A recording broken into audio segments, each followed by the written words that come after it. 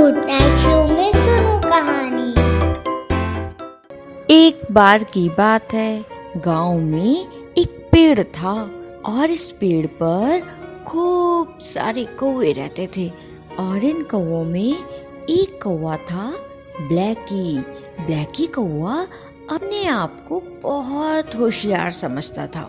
अगर उसका कोई साथी कौवा उसे कुछ भी समझाता तो वो नहीं समझता और उल्टा उसे कहता, ज्यादा ना तुम समझदार बनो, मेरे पास बुद्धि है, मुझे पता है मुझे क्या करना है, इसलिए अपना काम करो तुम अपना।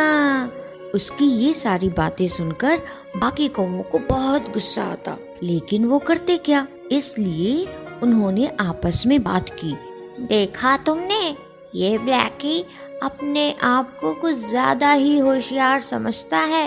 अगर इसको कोई अच्छी बात बताओ तो उल्टा हम ही लोगों को कुछ समझाने लगता है ये। अब भैया हम तो नहीं जाएंगे ब्लैकी को समझाने। तभी बाकी कौवे भी कहते हैं, अरे भैया बात तो तुम ठीक कह रहे हो, ये ब्लैकी अपने आप को बहुत होशियार समझने लगा है, मैं भी नहीं रखूंगा इससे मतलब। और फिर सारे कौवों ने एक साथ बोला, सही बात है, अब कोई भी ब्लैकी के पास नहीं जाएगा, रहने दो उसे अकेला, बनने दो होशियार। और ये कहते हुए सारे कौवे उस पेड़ से चले जाते हैं।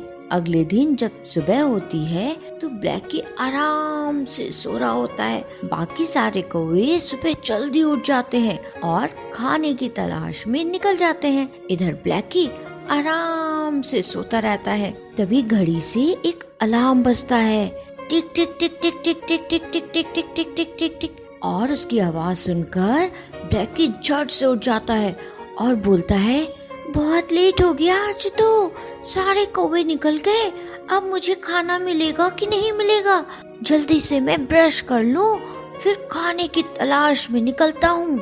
और ये बोलकर ब्लैकी ब्रश करना शुरू करता है। ब्रश करते करते ब्लैकी अपना चेहरा शीशे में देखता रहता है और खुद ही बोलता है, कितना सुंदर हूँ मैं और कितना भोला भी। और ये सोचते हुए ब्लैकी ब्रश करना बंद करता है और खाने की तलाश में निकलता है। ब्लैकी कौवा बहुत दूर तक जाता है, लेकिन उसे कुछ भी नहीं मिलता खाने को और वो थककर एक पेड़ पर बैठ जाता है। तभी अचानक ब्लैकी कौवे को पकौड़ियों की खुशबू आती है और कहता है, कितनी अच्छी खुशबू है, मुझे तो लगता है कि यही आसपास में कहीं कोई पकौड़ी तल रहा है, कितनी अच्छी खुशबू आ रही है, चलकर देखता हूँ आखिर ये गर्मा गर्म पकौड़ियाँ कौन बना रहा है। और ये कहता हुआ ब्लैकी कौवा पकौड़ियों की तलाश में निकलता है। तभी ब्लैकी कौवे की नजर सामने पकौड़ियाँ तल रहे रामू काका पर जाती है और वो झट से वहाँ पर पहुँचता है और सोचने लगता है, देखो तो कितनी सारी पकौड़ियाँ हैं, आहा आज तो मेरा दिन ही बन गया। वैसे भी रामू काका के हाथों की बनी पकौड़ियाँ, आहा हा हा हा, क्या कहने उसके, कितना स्वाद आता है इनकी पकौड़ियों में। और मन में ये सोचता हुआ ब्लैकी कौवा रामू काका के पास जाता है। तभी ब्लैकी कौवे की नजर पास में बंधे एक कौवे पर जाती है और वो सोचने लगता है, जरूर ये कौवा यहाँ पर पकौड़ी खाने आया होगा और इस रामू काका ने इसे बांध के रख दिया, लेकिन मैं तो हूँ बहुत होशियार, रामू काका को अभी बताता हूँ। और मन में ये सोचता हुआ ब्लैकी कौवा जल्दी से रामू काका के घर के पीछे चला जाता है और वहाँ से रामू काका के हटने का इंतजार करता है।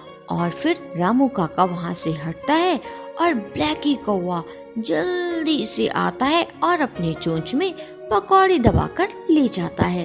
पकौड़ी पाकर ब्लैकी कौवा बहुत खुश होता है और वो गर्मा गर्म पकौड़ी खाना शुरू करता है।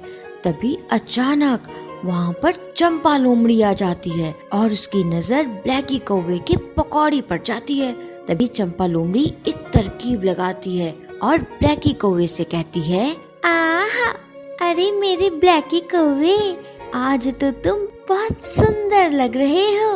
अरे अरे, इसकी आंखें तो देखो कितनी सुंदर है, बिल्कुल मोरनी जैसे। आहा, इसके पंख तो देखो कितने सुंदर। अरे ब्लैकी कौवे, तुम तो इस गांव में सबसे खूबसूरत हो। ब्लैकी कौवे, आज तुम बता ही दो, आखिर तुम अपने चेहरे पर लगाते क्या हो?